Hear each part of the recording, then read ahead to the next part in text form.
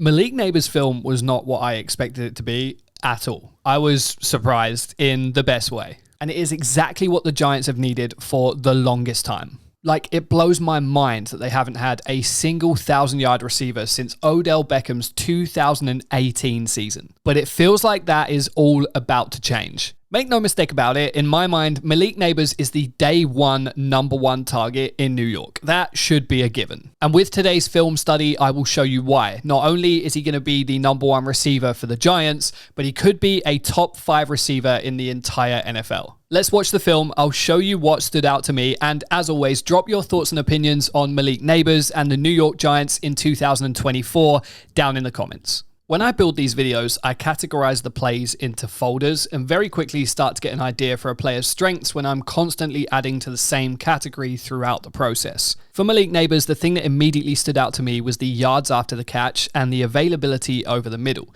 It surprised me just how productive he could be with short yardage receptions and getting upfield, especially considering his size and frame. While a guy like CeeDee Lamb is 6'2" and 200 pounds and has certainly muscled up since turning into a pro, Nabers appears stockier at just 2 inches shorter. At 6 foot, he fills out his 200-pound frame and looks remarkably strong and powerful on tape because of it, and yet he doesn't lose an ounce of the agility you would expect from a guy 20 pounds lighter than him. LSU had numerous ways of getting him the football, including pitches and handoffs out of the backfield like this one. You can see the acceleration and burst to find space, followed by the strength and physicality once he meets contact to rumble for even more yards.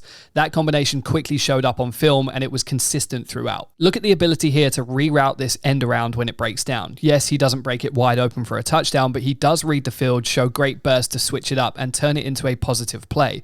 I'll have more on his football IQ later in the video, but it was again clear that the game comes really naturally to Malik Nabers. He has great football instinct and you can see it throughout this video. Again here, the agility to take a touch pass down the left sideline and then stiff arm a defender when he meets contact. The speed to power combination once again showing itself, and I hope the Giants involve him like this within their offense. Look at the smooth transition here on this comebacker to pick the football up and then immediately become the ball carrier, turning it into a far bigger gain across the middle of the field. It's almost like he just doesn't have to think. Football flows naturally and he's a gifted playmaker because of it. Same thing here against Florida. This is just a simple curl route, something LSU ran a ton of underneath to pair with explosive plays down the field.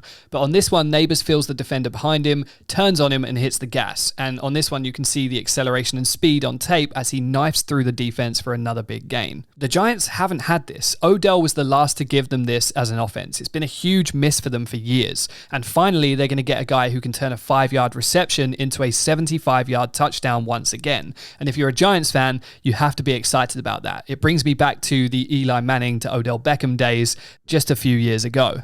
Nabers is immediately looking to take a defender on. As soon as he catches the football, eyes downfield, beat a man and put another 20 yards on the end of the play, and he does it so consistently. Watch him catch this ball over the middle against Mississippi State. The moment it's in his hands, hard plant and north and south. No funny business, just meeting defenders head on and forcing them to make a play. The acceleration was there in every game. We saw it in the Florida game, as I already mentioned, just running away from guys on what turned into a huge gain. But again here against Auburn, the burst to get down the sideline and turn this into a touchdown was amazing. Again, it's LSU motioning him across the field before Jaden Daniels throws him a quick option underneath. Pausing at the catch point, it's a beautifully designed play with 2 great blocks downfield. Nabers is now completely separated from his defender and he has the sideline to work. The rest is just him leaving everybody behind for 6. And again, the Giants have needed a playmaker like this at receiver for several years, and certainly the entirety of Daniel Jones' pro career. So maybe we see something a little different from the offense in 2024. That burst of speed isn't just on crossing the field either. On this stop and go, you can see it with the way he reaches top speed again out of his break. The result is a stunned defender and a layup down the sideline for Jaden Daniels. I really don't doubt that the Giants will have a real get him the football mentality. A lot of touches early and often, especially with the departure of Saquon Barkley. Nabers can, and I think he will, be the most prolific chain mover on this team for the foreseeable future. And to me, that means giving him CeeDee Lamb type touches. of Ja'Marr Chase. Chase is exceptional in all three phases, and this just isn't some lazy LSU comparison either. They are the exact same height and weight at 6 foot, 200 pounds, and Chase does all the things that you would hope for Malik Nabers to produce in the NFL. Yes, we've touched on Malik Nabers' productivity after the catch, and a lot of that stems from his ability to make himself consistently available over the middle of the field.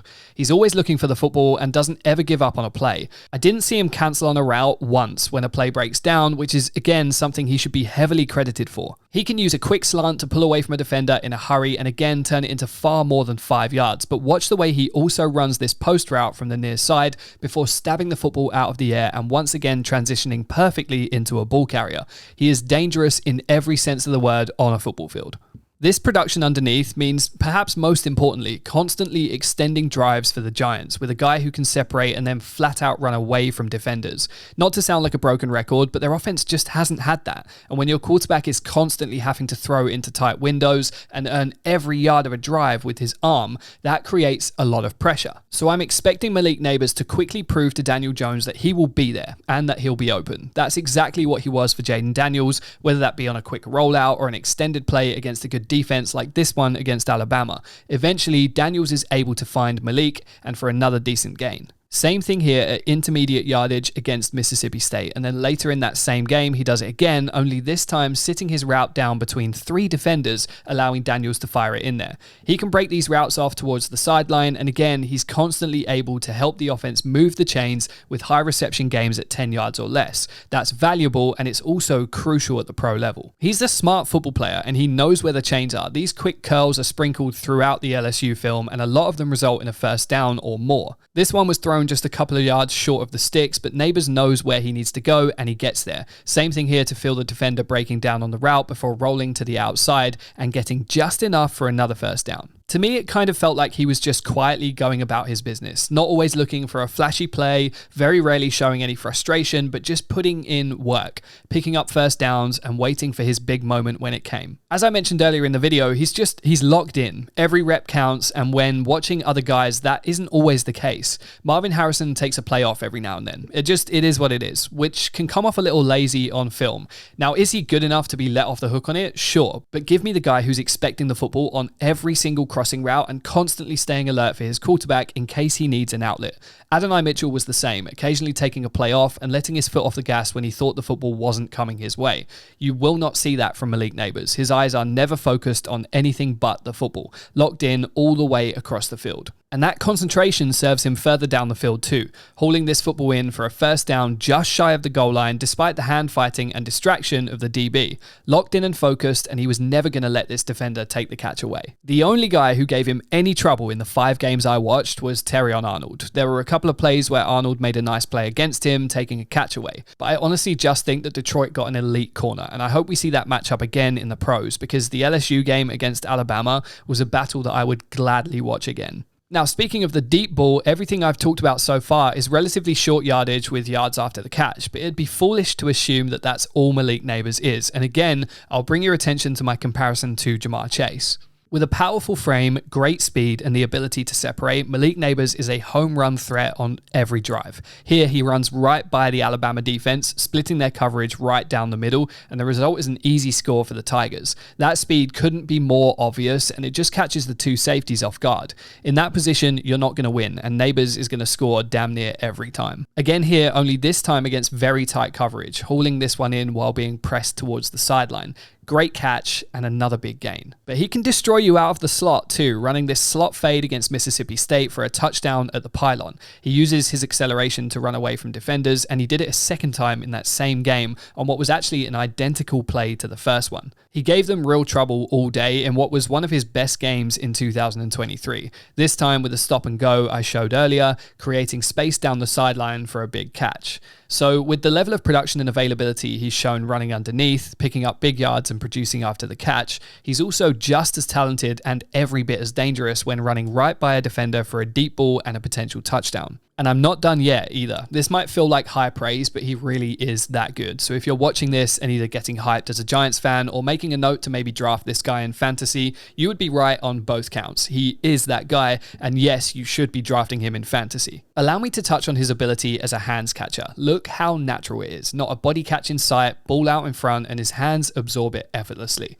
Someone's been on the jugs machine. I think that ability to pluck the football out of the sky so naturally is what allows him to turn upfield so fluidly to look for more yards. Like I said earlier in the video, he just doesn't have to think about it. He showed great hands against tight coverage multiple times too, not put off by a bearing down defender or a fight for separation down the field. If you need any further evidence of that, Mississippi State can help you out with some film. He's well developed as a route runner. There isn't a route missing from the film study I put together, and I only watched 5 games of the season. This comeback route against Auburn is textbook, winning down the sideline to pick up the football, and then just as an added bonus, adding another 15 plus yards to the play. Because why not? There's the post route that you've seen in this video against Ole Miss, the go route resulting in a score against Alabama, the countless curl routes over the middle for easy yards underneath, and often more yards having picked up the football and turned a defender.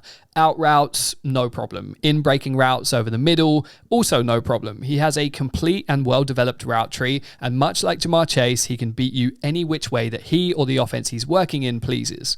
And I think at that point, I'm just about finished with my glowing review of the New York Giants rookie receiver. But I promise you, when the season begins, you'll forget that he's a rookie pretty quick. So yeah, no surprises. Malik Nabers is pretty damn good at football, but to me, he's got the potential to be a top 5 receiver for a very long time. So for the Giants fans, you have every reason to be excited. It's been a long time and a whole lot of mediocre, but that is about to change. And if you do draft Malik Nabers in fantasy, that feels like a pretty good decision too. Drop a like on the video if you made it this far and let me know who you'd like to see coming up next on the channel. We already have videos on Xavier Worthy, Adonai Mitchell, Marvin Harrison Jr., and more, but I appreciate you guys being here and checking this one out. And the season is not far away, so make sure you subscribe for in-season videos just like this, studying the film and making videos to share what I found. Honestly, I just love this process, so if you want to see more, I'll see you again next time.